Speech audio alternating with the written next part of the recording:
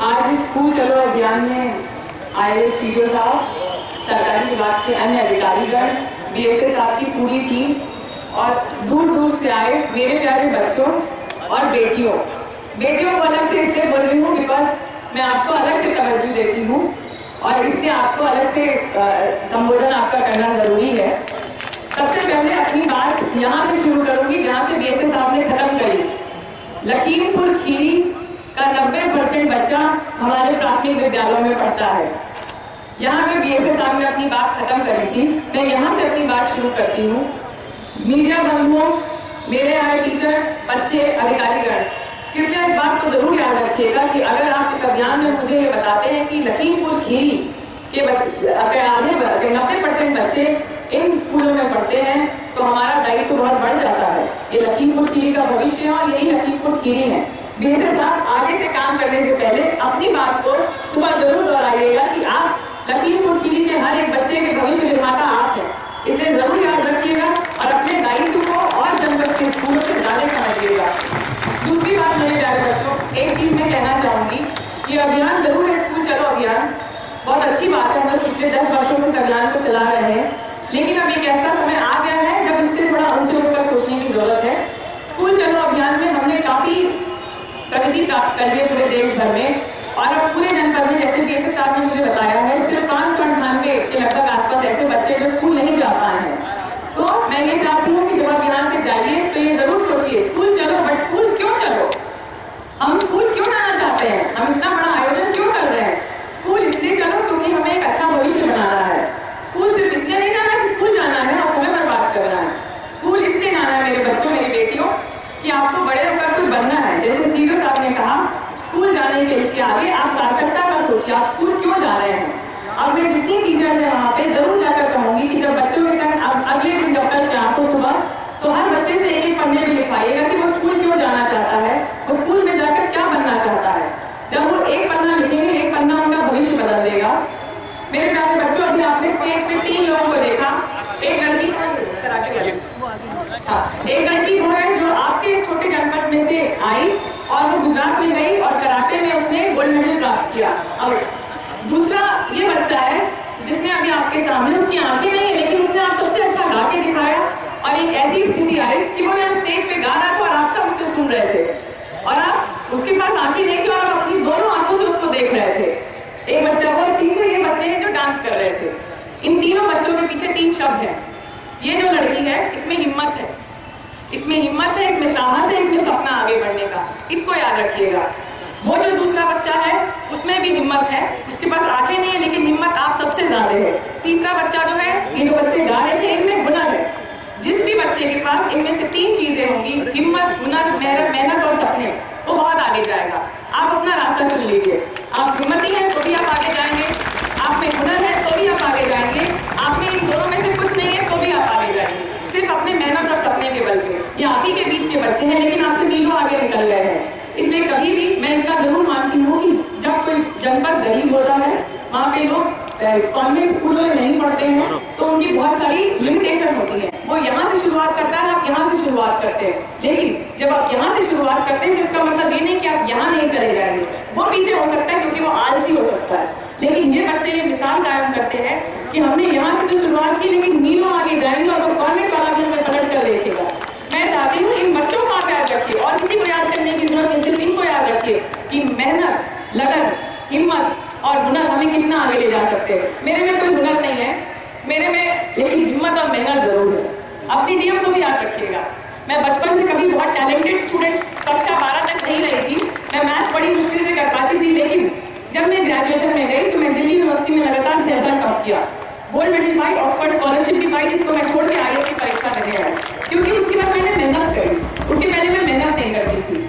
आप में से सब बच्चे आज अपने बारे में लिखिएगा, आप हिम्मती हैं, मेहनत कर सकते हैं या हुनर वाले, कोई भी एक गुण होगा मेरे बच्चों तो जरूर आगे निकलोगे। एक और चीज, मैं यहाँ बैठे बैठे 2 लाइन याद कर रही थी, जो एक स्कूल का दरवाजा खोलता है वो एक जेल का दरवाजा बंद कर देता है। ये सभी टीचर्स के जानने की बात है कि किसी ने कहा था कि अगर आप एक स्कूल का दरवाजा खोलते हैं तो जेल का एक दरवाजा बंद कर देते हैं। इसका मतलब जो बच्चा स्कूल चला जाता है उसके रास्ते से ये गंदे रास्ते वाली चीजें हट जाती है। लेकिन ये स्कूल, ये जो मैंने आपको लाइन बताई, ये कभी सार्थक होगी जब उन्हें हम स्कूल में एक अच्छा माहौल दे सके। इसलिए जो है मैं ये जरूर कहूँगी टीचर्स को कि आप सिर्फ स्कूल ये सोच कर मत जाए कि आपको स्वेटर बुनना, अपने बच्चे संभालने हैं।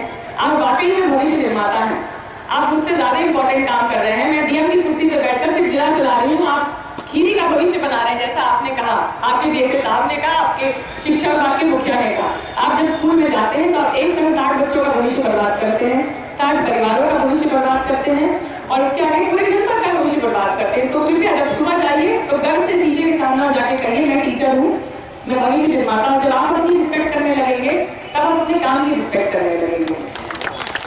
एक और इम्पोर्टेंट चीज मेरे प्यारे बच्चों, बहुत से अधिकारीगण हमने ऐसे, मैं कॉन्वेंट स्कूल की पढ़ी हुई हूँ, बट बहुत से ऐसे अधिकारीगण हैं, एसडीएम निघासन साहब हो गए, कई लोग हो गए।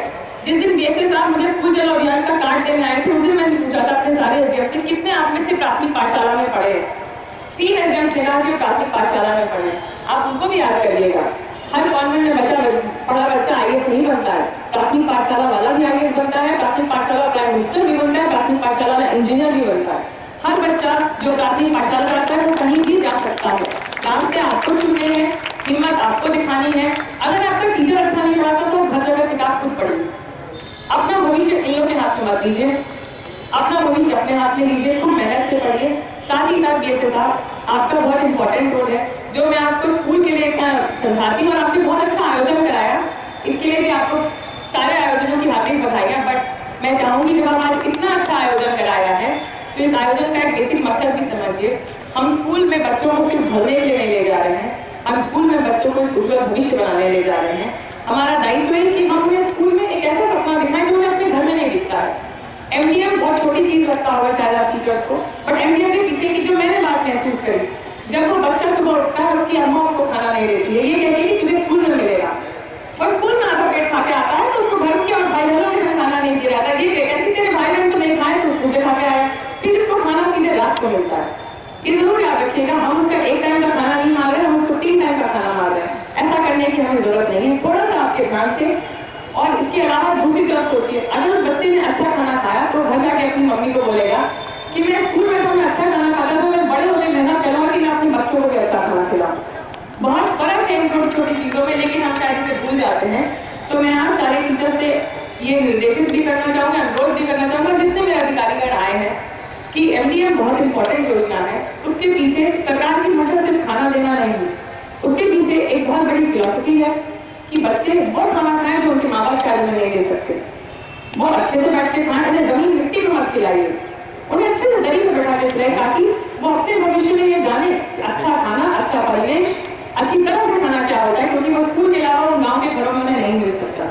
इसी मुझसे मैं कहना चाहूँगी कि जितने यहाँ टीचर आए और डीएसए साहब की पूरी टीम, सभी समस्त डीएसएगण आज यहाँ से शपथ लेके जाएगी कि खीरी का कम से कम इस साल हम एमडीएम जरूर सुधारेंगे। बहुत मुश्किल बात नहीं है, थोड़े से प्रयास की जरूरत है। इसके अलावा केजीबीवी कस्तूरबा गांधी बालिका विद्यालय, मेरी प्यारी बेटियों, आप उन 100 बच्चों में से एक हैं जिनको ये मौका मिला है कि आप कक्षा 6, 7, 8 की पढ़ाई एक अच्छे माहौल में रहकर करिए, अपना जीवन बहुत सार्थक बनाइए, इसको वेस्ट मत जाने दीजिएगा।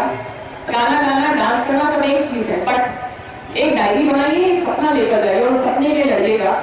और मैं जरूर कहूँगी कि आप पूरे ब्लॉक की बेटियों में से चुन के आए, ये जरूर सोचेगा कि आपने उस सीट को वेस्ट कर दिया तो उस ब्लॉक ने एक ऐसी बेटी दी होगी जो वहां तक जाकर नहीं पढ़ पाई होगी। तो अगर आप 100 चुन कर आए तो बहुत मेहनत से पढ़ाई करिए, आप सबका जीवन आपके हाथ में है।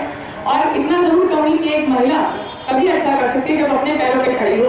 आप अच्छा नहीं करेंगे तो आप अपनी बेटियों को भी नहीं पढ़ाएंगी। और फिर हमारे जनपद में जो चीजें लगातार चलती है, कुपोषण, जब माँ अच्छा खाना नहीं खाती तो बेटी को नहीं खिलाती, बहू को नहीं खिलाती, वो अपनी बेटी को नहीं खिलाती, यही समस्या है। अगर आप अच्छा खाना समझ जाएंगी, अच्छे परिवेश में जाएंगी तो खीरी का भविष्य सुधर जाएगा। इसी सबके साथ बच्चों बस इतना कहूंगी, सादा जीवन, उच्च विचार, ऊंचे सपने, ऊंचे उड़ान, स्कूल चलो और धन्यवाद।